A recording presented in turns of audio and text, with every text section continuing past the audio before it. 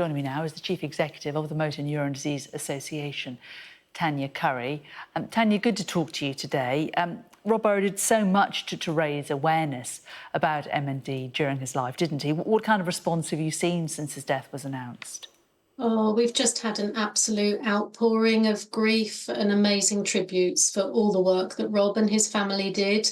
When you look at how he raised the profile of this disease since he was diagnosed at the end of 2019, it is just phenomenal what he's managed to achieve alongside his teammates, his family, and obviously the whole MND community. A lot has been said about his spirit, how nothing fazed him. How will you remember him? In the same way, actually, I think he had such determination, such tenacity. He had a smile and a personality and those twinkly eyes that would just light up a room. And you could just have great conversations with Rob. He was very practical. He was very down to earth. And he wanted to shine a light on the disease and the impact that it was having on him, that he knew was having on the rest of the MND community when people are diagnosed with this really cruel disease. He was so strong. It was amazing to be able to work with him. Well, just as we're talking to you, looking at these pictures of the team all lining up to give his mum a hug. I know. It's so sad, isn't it? He was very brave, but family members have to be too, don't they, with something like MND? What impact does it have on those around them? I mean, it's devastating. Every part of your life changes when you get this diagnosis. Your mind is still sharp and still active, but your body feels like it's really letting you down. And families have to watch their loved ones really deteriorate, usually in a fairly short space of time. I mean, Rob's family were right alongside him. They were front and centre of everything that he did. He was, given full support by his parents, by his wife, Lindsay, and his children.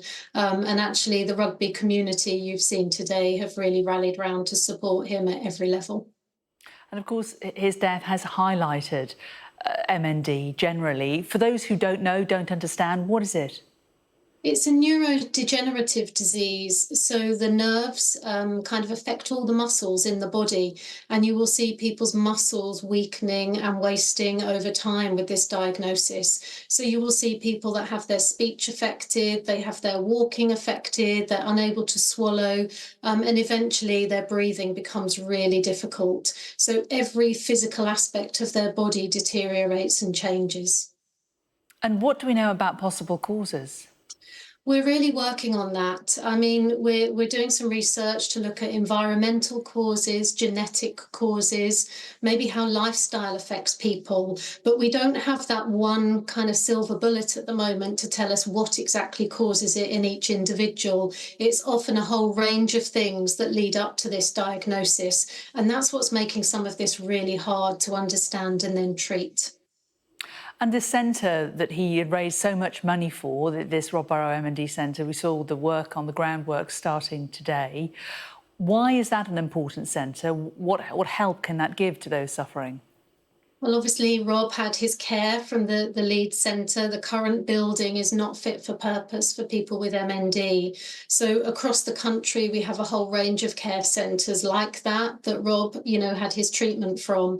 But it's about the team at Leeds having a really purpose-built environment that allows people from Leeds and the much wider community to access amazing facilities, but also access to the complete multidisciplinary team that we support to be based there, to actually deliver great care to people with MND and, most importantly, their families as well.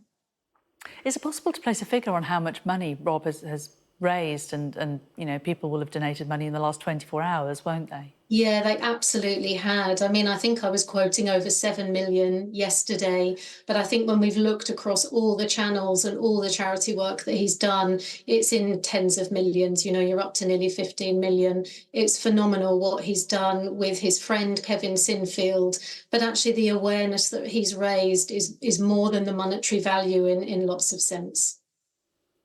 Okay. Tanya Curry, really interesting to talk to you. Thanks so much for joining us, the Chief Executive of the Motor Neurone Disease Association. Thank you. Thank you.